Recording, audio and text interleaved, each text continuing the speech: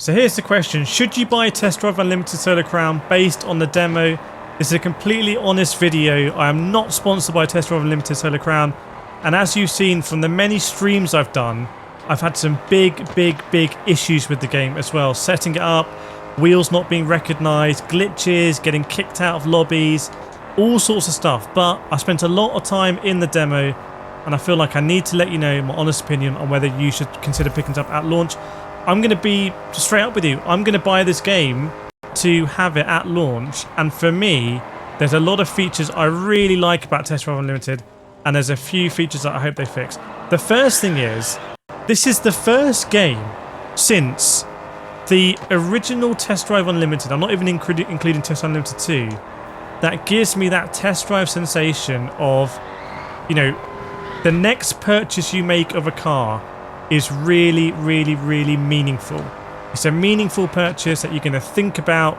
You might not even buy it the same day. You might test drive a few cars. You might actually want to think about it on your lunch breaks in the real world about which one you're going to commit your credits to. That might sound weird, but for me, that is such a cool feature that as I've grown older and actually buy cars, you know, to drive in real life, I have that same feeling of like, you know, Test Drive gives it to me, and other games, just throw cars at you like it's candy. Like I'm looking at Forza, Gran Turismo these days, Need for Speed, they just absolutely throw cars at you, and Test Drive Unlimited feels a little bit different. I really hope that any pre-order bonuses don't overstate that, don't just give you cars, you know, like roulette cars or whatnot. I hope it's still difficult to get, get the credits to get those cars. The other thing I really like is the way you get the credits. You can do it by just driving. You see here, got a near miss, another near miss as well. And now I've lost it because I crashed. We'll get onto handling in this video, by the way. But I like the system that means that you can just literally cruise around and get the credits you want by cruising. You don't actually need to do races if you don't want to, in my opinion. I've been able to save up and buy cars by getting, you know, big levels on this combo system. And it's a combo system that makes sense. One thing that I would change is that if you graze another car, it will take it away. I feel like if you're not even scraping paint, there's like a pixel sort of closeness to it. I feel it should give you the benefit of the doubt. But, you know, it's pretty strict like that, so fair play. But the other thing I would maybe change about that system is to have some more ways of getting the credits, but in terms of the actual multipliers, so you can try and hook up different things, do big jumps or whatnot. But I really like the system. It's a fun system to do. It gives you those credits. It makes it meaningful. It means that I can play the game, oh, there we go, as I want. And it's really addictive when you want to get a big combination. Try and hook it up. It's something I used to do in Forza Horizon actually quite a lot. I would actually really go for those big combinations. Now we're going to get on to handling, as I said. First, I want to talk about the graphics. For me, and I don't know whether this doesn't come across in YouTube compression, the graphics are very good. My expectations were not great, but the graphics for me are absolutely great. I mean, look in the distance there. See the skyscraper in Hong Kong. You can see the detail of the foliage on the left-hand side. The graphics for me on PC are absolutely incredible. Very sharp. Very sharp graphics. Maybe not super optimized because I'm on a RTX 4090, and as you can see, the frame rate is suffering. There are some bugs as well that I'm going to tell you in this video. Now we're going to go to handling. I really like the handling, the essence of it. Yes, they need to tweak it. Yes, it should be improved before launch. But this is a game where if you're driving rear-wheel drive cars, I feel like they handle like rear-wheel drive cars in real life that I've driven.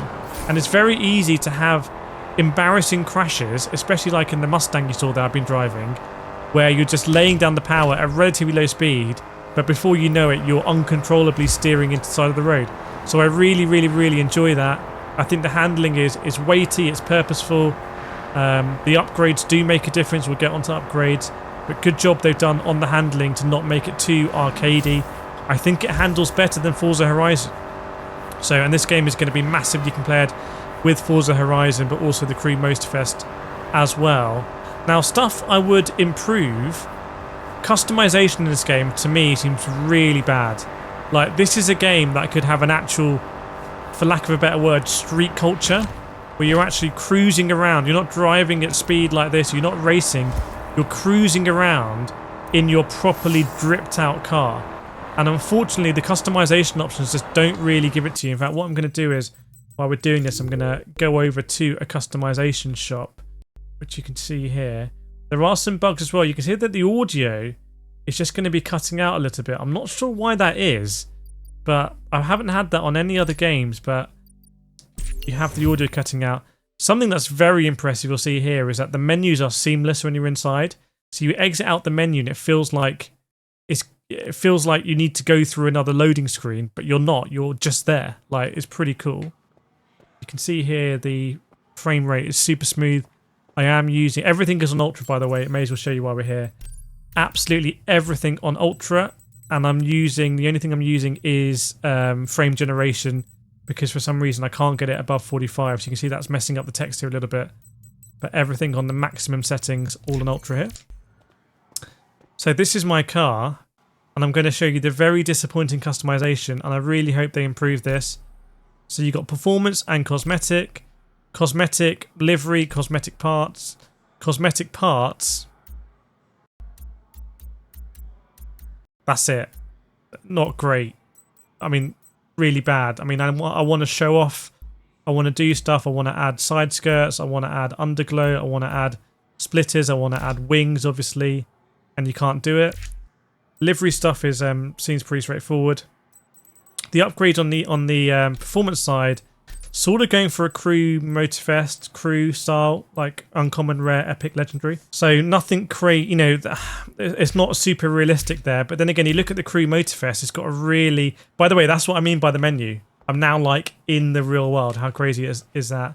The crew motorfest actually has a very detailed tuning setup, which is way too detailed for 99.9% of the player base. I know that because I'm one of the few people that's done a tuning guide for the Crew Motorfest, and it's got loads of views on YouTube because that's where you just need to go if you want to know how to do that kind of stuff. So it is nighttime now, or some very overcast. It looks like, I mean, the lights aren't on. I'm going to try and put my lights on. So headlights are on. Or, yes, headlights are on. But it's not very lit up. I mean, this seems like it's sort of glitched out already. Can you see? Unless there's about to be the mother of all thunderstorms in Hong Kong. Which would be cool. But you can see here it feels like the lights are not illuminating. So it's still glitchy. I can't put them on... I can't put them on full beam.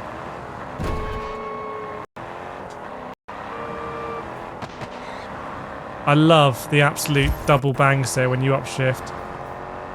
Car there has had a crash on its own. I'm just, like I said, completely honest thoughts here.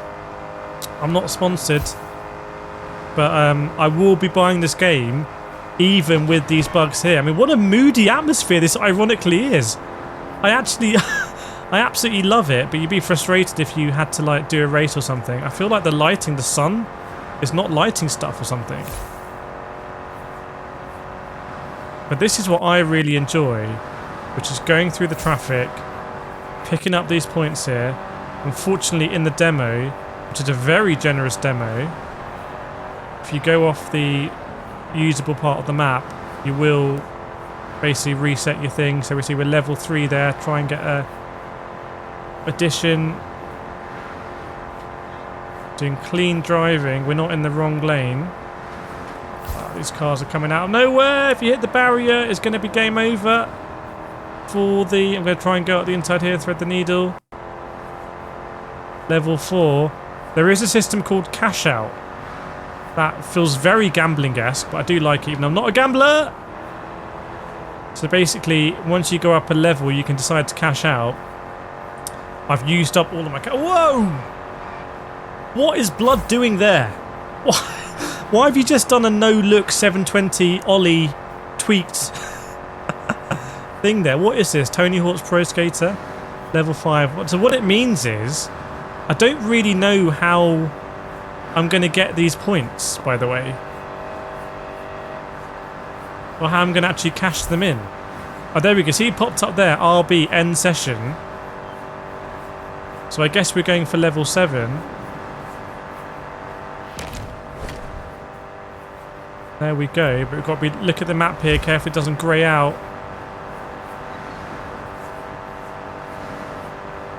Oh, I want to cash out. I want to cash out. End it. Session ended. Maximum cash in. So I didn't actually have a cash in, but I think it gave me the points. And so I can come here and see I've got 398,000 points there, which is, you know, very credits or whatever, which is very handy for me to buy a car. You can see there the very weird lighting. Where is the sun? Can I look up at the sun? Is that meant to be the sun? Or is it now the moon? But yes, there we go. That is Test Drive Unlimited Solar Crown in a nutshell. It's a game unlike any other game really that I'm playing at the moment. So let me know what you think in the comments. Will you be picking up? Will you not be picking up? It's our hard-earned money that we work hard to get, so they're not entitled to it. Let me know what you think, and I'll see you next time.